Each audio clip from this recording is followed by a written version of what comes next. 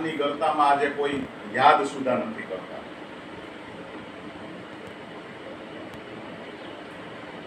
બે પાંચ આપણા જે 1947 પહેલા જે શહીદો થઈ ગયા કે જેને આઝાદી માટે પોતે ખૂબ બલિદાન આપ્યા, એમના સિવાય જે અસંખ્ય આ પ્રકારના એવા લોકો છે કે જેને આપણા દેશ સેવા માટે, આપણું દેશ આઝાદ થાય અને આઝાદ થયા પછી પણ દેશની અખંડિતતા કઈ રીતે ટકી રહે એના માટે પોતે બલિદાનો વોયરા છે. એવા લોકોને આપણે યાદ પણ નથી કરતા. ખૂબ દુઃખની બાબત છે. આજે કદાચ કોઈ ઘરે જઈને વ્યક્તિને તમે કોઈને પૂછશો કે ડોક્ટર શ્યામા પ્રસાદ મુખર્જીનું નામ સાંભળ્યું છે, તો હું ગેરંટી સાથે તમને કહું કે ફક્ત ભાજપના કાર્યકર્તા સિવાયનું કોઈ ઘર હશે તો એમને શ્યામા પ્રસાદ કોણ અથવા તો કઈ રીતે એમનું બલિદાન થયું એ પણ ખબર નહીં હોય.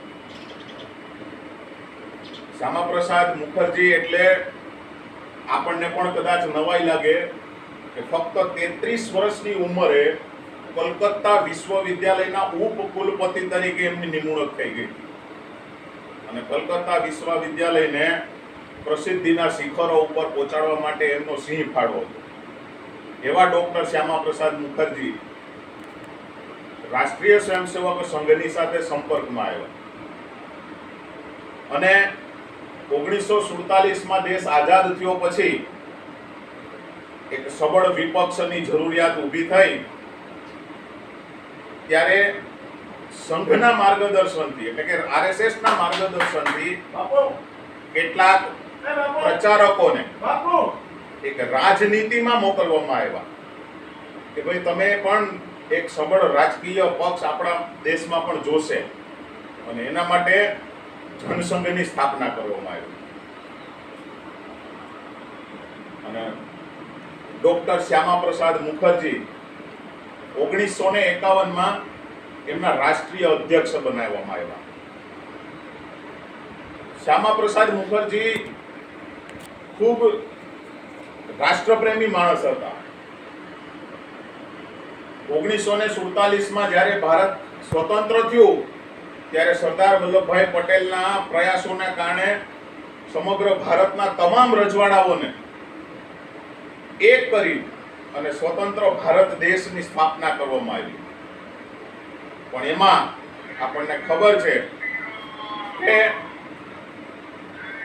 જમ્મુ કાશ્મીરના રાજા હરિસિંહ એ માનવા તૈયાર નતા. એ પોતાનું અલગ અસ્તિત્વ બચાવી રાખવા માંગતા હતા. પણ સરદાર વલ્લભભાઈ પટેલના પ્રયત્નોને કારણે છેલ્લે એ પણ ભારત સાથે પોતાના રાજ્યનું વિલીન કરવા માટે પ્રતિબદ્ધ થયા. પણ પંડિત જવાહરલાલ નહેરુ વડાપ્રધાન બન્યા એટલે એમણે શેખ અબ્દુલ્લાને જમ્મુ કાશ્મીરના મુખ્યમંત્રી તરીકેની નિમણૂક કરી દીધી અને કેટલાક એ પ્રકારના એમને હકો આપ્યા જમ્મુ કાશ્મીર રાજ્યને કે જે આજ દિવસ સુધી આપણા મન હૃદયને ક્યાંક ખૂંચી રહ્યા હતા. અને એ છે 370મી કલમ અને 35A ની કલમ. એ 370ની કલમ મુજબ જમ્મુ કાશ્મીરના મુખ્યમંત્રી એટલે જમ્મુ કાશ્મીરના વડાપ્રધાન, જમ્મુ કાશ્મીરનો ધ્વજ તિરંગો નહીં, એનો અલગથી પોતાનો રાષ્ટ્રધ્વજ જુદો. આ પ્રકારની કેટલીક સ્વતંત્રતાઓ જમ્મુ કાશ્મીરને આપવામાં આવી અને ડોક્ટર શ્યામા પ્રસાદ મુખર્જીને આ ક્યારેય પણ યોગ્ય લાગ્યું નહીં. એટલે એમણે એક નારો આપ્યો કે એક દેશ એક નિશાન, એક વડાપ્રધાન. એક દેશમાં બે વડાપ્રધાન કઈ રીતે હોઈ શકે? કોઈ માનવાને જ લાયક જ નથી. કોઈ વસ્તુ એક નાના બાળકને પણ સમજાવીએ કે એક દેશ હોય એમાં બે વડાપ્રધાન હોઈ શકે? જમ્મુ કાશ્મીરમાં જવું હોય તો આપણે જેમ અત્યારે જેમ વિદેશમાં જાય છે અને વિઝા લઈએ છે એમ ત્યારે પણ એની એક નોંધણી પત્ર કંઈથી લઈને જવાનું તો જમ્મુ કાશ્મીરમાં આપણે જઈ શકીએ. એટલે સાદી ભાષામાં માની લો કે વિઝા લઈને જ જમ્મુ કાશ્મીરમાં જવાનું. જમ્મુ કાશ્મીર રાજ્ય સિવાયનો કોઈ વ્યક્તિ હોય તો એ જમીન ખરીદી ના શકે. ત્યાં જમીનના કોઈ પણ પ્રકારની સંપત્તિનો માલિક ન થઈ શકે. જમ્મુ કાશ્મીરનો વ્યક્તિ ગુજરાતમાં આવે તો એ પોતે લઈ શકે, એ અહીંની સંપત્તિનો માલિક બની શકે, પણ આપણે ત્યાં જઈએ તો આપણે બની શકીએ નહીં. આ પ્રકારની કલમોથી જમ્મુ કાશ્મીરને શેખ અબ્દુલ્લાના હાથમાં સોંપી દીધું. અને શેખ અબ્દુલ્લા એટલે પાકિસ્તાનનો એક પીઠું તરીકે કામ કરતો હતો ત્યાં. એટલે ડોક્ટર શ્યામા પ્રસાદ મુખર્જીએ જનસંઘમાં સાથે રહી અને એક ચળવળ ઉપાડી, આંદોલન ઉપાડ્યું. મેં તમને કીધું એમ કે એક દેશ એક નિશાન, એક વડાપ્રધાન. પણ જવાહરલાલ નહેરુને આ ગમ્યું નહીં, શેખ અબ્દુલ્લાને આ ગમતું નહોતું. 1951માં 20 જૂનના દિવસે